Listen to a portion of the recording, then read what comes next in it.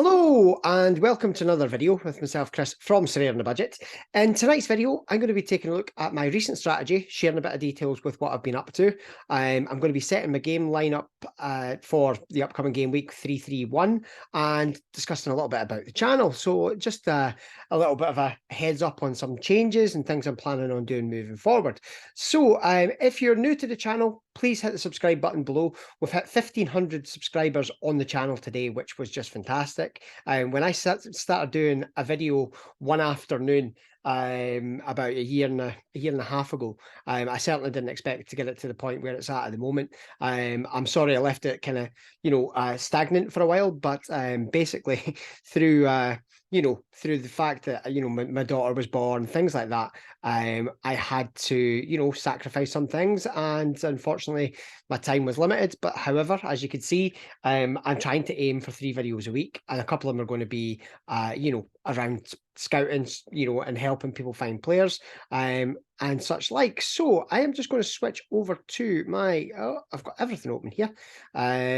Switch over to my gallery. So you won't be able to see it below my video, I don't think, but the balance on the account at the moment is 0.011. I've done a fair bit of buying today. I've done a fair bit of trading in the last few days, to be perfectly honest. It's worked out quite well. I've been doing a fair bit of moving players in and out, and I have also been signing quite a few. So there's been a fair bit of change. I'm going to show you this just quickly. This is on Surveyor Data, where you can review the transactions that have gone on an account. So you'll see, if I start right at the bottom of the screen here, this is only going back 1 week. And this will give you an idea of how active I've been this last week or so.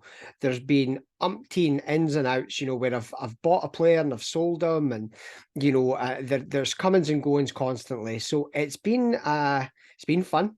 I have made a fair bit of profit, quite a fair bit of profit.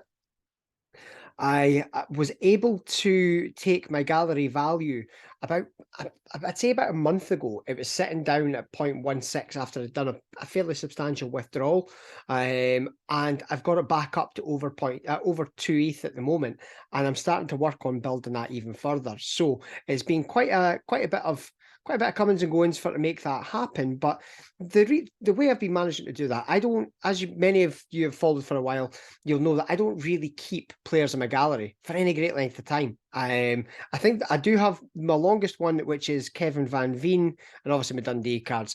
But Kevin Van Veen's been in my gallery for about 7 months. But then if you look at David Marshall, I think he's been about a month now. Yeah, 5th of November. So about 6 weeks, 7 weeks.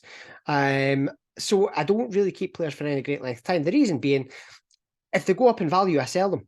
And if they're underperforming, I sell them. So I constantly have everything in the gallery listed, as you can see. Even players that I want to keep, they may not be the cheapest on the market, but you never know what could happen. It happened during the week with Kevin Nisbet. I bought him last Thursday when I was in Glasgow, and I paid 0.125 for him. And I had him listed at 0.22, which was substantially more than anything I'd sold for.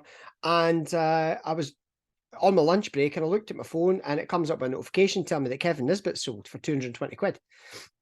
So I messaged Russ, Scotland Surveyor, to say, look, I've just sold Kevin Nisbet. And to be honest, I didn't really want to sell him, but I managed to buy one back for about, I think it was 0.19, 0.18, 0.19. And it had a 0% against it. And I was like, okay, fair enough. I'll build it up over time.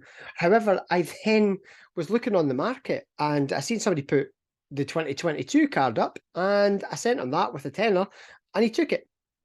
So I got a brand new one. So I've just got it sitting up at a silly price. If somebody buys it, brilliant. If they don't, I'm not bothered. I want to use them.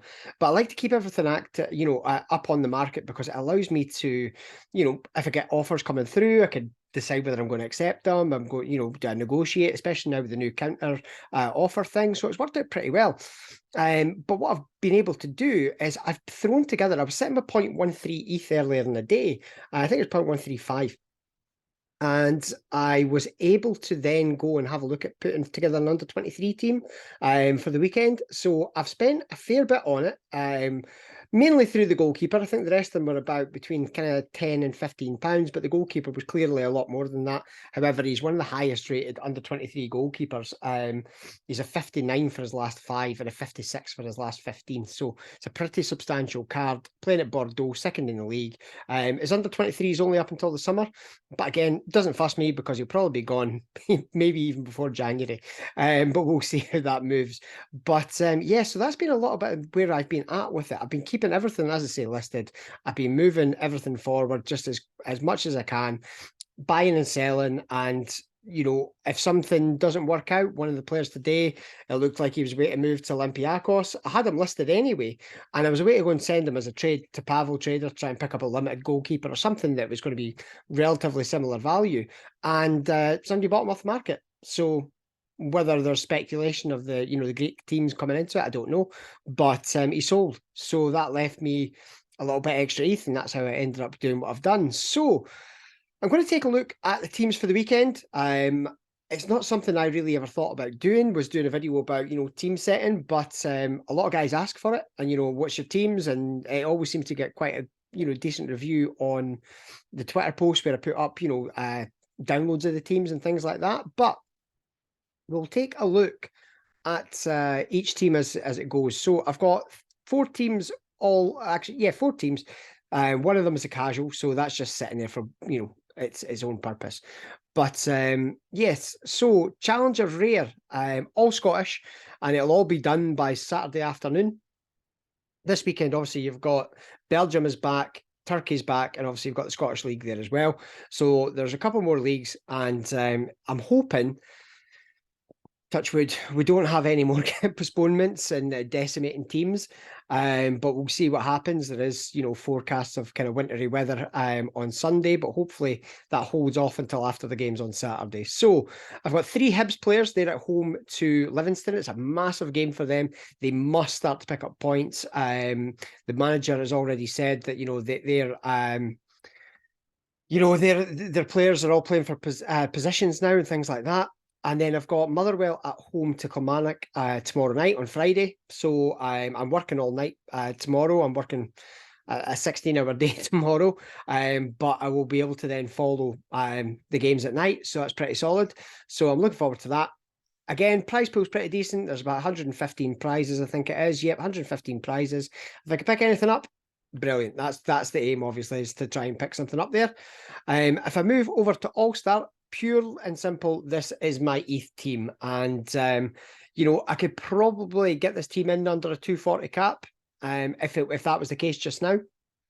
St Mirren are at home to Aberdeen. Aberdeen notoriously poor on their travels.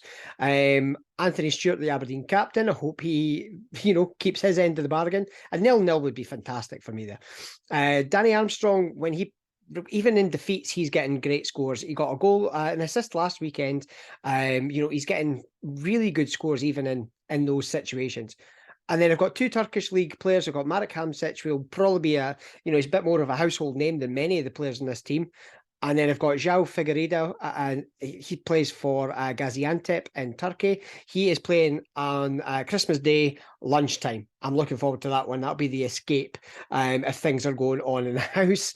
And then finally, I have my under-23 team, which, as I say, was a brand new addition to things today. Gaetan Poussin from Bordeaux. They're away to Le Havre, so that's first against second, I believe that is. I've got Alan Chapchet, another League Two player from Grenoble. And then I've got 2 lads from Cercle Bruges.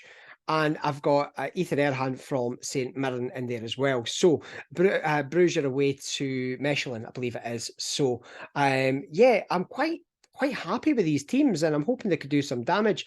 I think this is up to 580 places. It is 580 places. I think there was about 2,200 entries when I looked earlier on. But it's, you know, I'm quite excited about it. I think it'll be quite fun to see how that team lines up.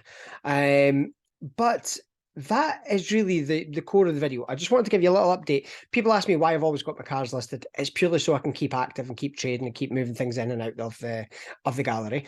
And also, you know, people do ask about the lineup, so I thought that might be an idea of a video for tonight. Plans for the channel next week. I am going to be doing the defenders and midfielders, following on the limited threshold mantra. It's also valid for the rares because I'm including the rare prices in those as well. So I'm looking at doing those. And I'm hoping that in the early part of January, I'll be able to announce a way that you'll be able to get those videos early. So with that, the other one thing I had to mention was the fact that the podcast, myself and Russ do, conflict in recording schedules. Russ wasn't able to record until Friday, and I'm, as I mentioned, on a 16-hour day, and then it's Christmas Eve. Neither of us are going to record Christmas Eve, so we're going to record on Boxing Day. So there will be a Boxing Day special podcast. I don't know what time that's going to be out at, but as soon as it's been recorded, it will be out. That might give you an escape from your families too. So with that, thank you to everybody that subscribed to the channel. As I mentioned, 1,500 hit now, which is fantastic, and I'm just going to I might try and incentivize that, see if we can get that almost up to 2,000. Ideas for upcoming videos, drop me a DM, Sorare on the Budget on Twitter. And we've mentioned it before, if you're new to Sorare, you can sign up on my link. It's in the description below, sorareonthebudget.com, and you'll be able to sign up and you'll get your free card when you buy 5 from the market. So with that, guys, I will wish you a fine and Merry Christmas. I hope you and your families have wonderful days, and I will speak to you all again on the other side of that. Take care, guys. Enjoy your weekend.